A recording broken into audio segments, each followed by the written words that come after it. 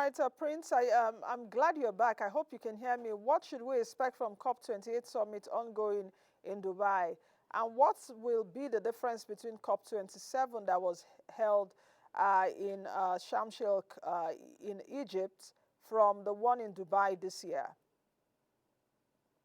Well, we're hopeful that the roadmap going into COP28 would produce global cooperation that is needed for action to achieve the sustainability goals and obviously work towards mitigating the impact of climate change.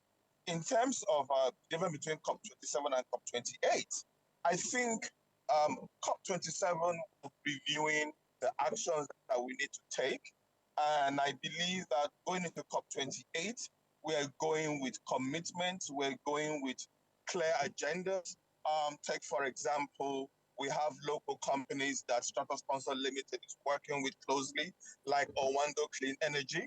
We are going there, we're going to the COP with Cross River State Government, and we're going to showcase and discuss the implementation of 100 megawatts wind energy that is being driven by Owando Clean Energy. We're also looking at extending electric vehicle infrastructure development. That again is going to also help towards reducing carbon in the transport sector. So these are clear actions that we're going to the COP28 with, and among other action plans to address energy transition and gaining collaboration to access these green funds. The main key for COP28 now is to unlock the funds that we've been promised. The funds is key for us to meet our net zero 2060 plans.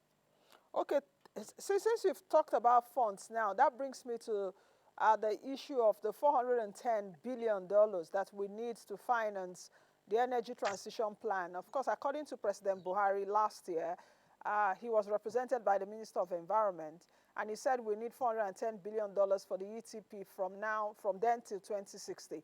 That would be an annual financing of about $10 billion.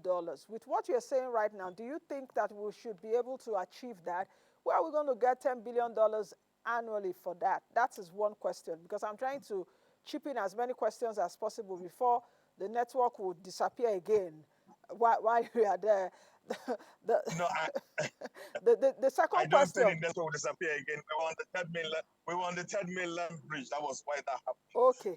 Yes, okay. I mean, getting $10 billion getting $10 US annually is a big call. I think that we need more commitment from international financial institutions. We need also to understand that locally, our financial institution locally also needs to play their own role and participate. What do I mean by that? I think that it's all good and well, we want 10 billion, but we need the local bank to support development company in developing the necessary documents, the things like feasibility studies. Those are the documents that we're going to present, because the Green Fund is funded with bankable documents. So you have GCF, which is Green Climate Funds, who are funding regions, they're funding sub-regions. So we need to see how we can also bring in the private sector developers to be able to access these funds as well. I think, and these are discussions that we believe, and hopefully we should have those discussions at COP28 in moving forward. What do you think about the agenda for COP28? Because I'm seeing, I'm taking a look at what the goals should be at COP28. What do you think about the agenda and the various themes that would revolve around oceans, will revolve around even the ocean's rise, will revolve around ocean resources and all of that? Part of it is also fast-tracking climate finance solutions. And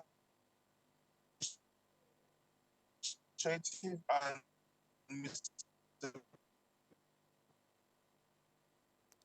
Prince, I'm gradually losing you there due to connection issues. Can you hear me?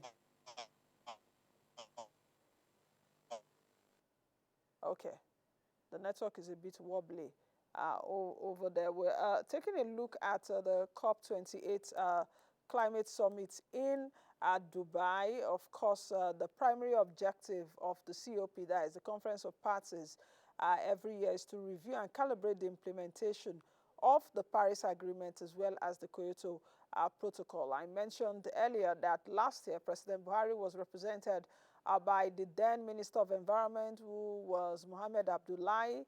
And in fact, he mentioned that Nigeria do not really have the money, the finance, the funds to finance those climate solutions. I wonder what will change. But very interestingly, let me also tell you that during President Tinubu's speech on Wednesday, I heard him actually say, and I underlined it, I heard him actually say on Wednesday, and let me read, and I quote President Tinubu: "As we approach COP28 Climate Summit, a pivotal moment for global climate action, I have directed relevant government agencies to diligently work towards securing substantial funding commitment that will bolster Nigeria's energy transition."